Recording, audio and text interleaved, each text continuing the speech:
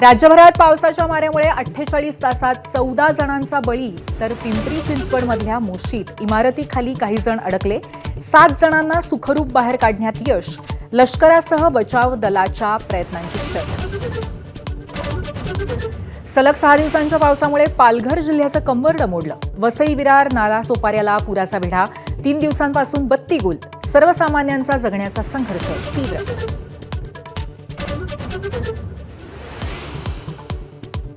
एखाद कोटी खोटारडे लोक मेल्यानंतर ते पैदा झाले असतील. मिसिंग लिंक दुर्घटनेनंतर विरोधकांवरती मुख्यमंत्र्यांचे विखारी बाण.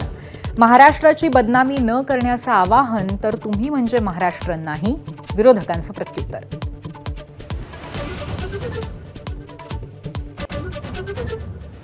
डोंबिवलीतल्या डॉक्टर मारहाण प्रकरणी मुजोर शिवसेना नगरसेवक रमेश म्हात्रेला अखेर अटक.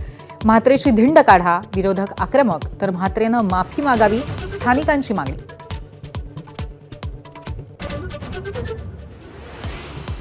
पुण्याच्या कामशेतमध्ये पोलीसच बनले कायद्याचे भक्षक. ड्रग्सचा बनाव रचत पर्यटकांकडून 5 लाख उकळण्याचा प्रयत्न. पिंपरी चिंचवड पोलिसांच्या मध्यस्थीनं 6 पोलिसांना बेड्या.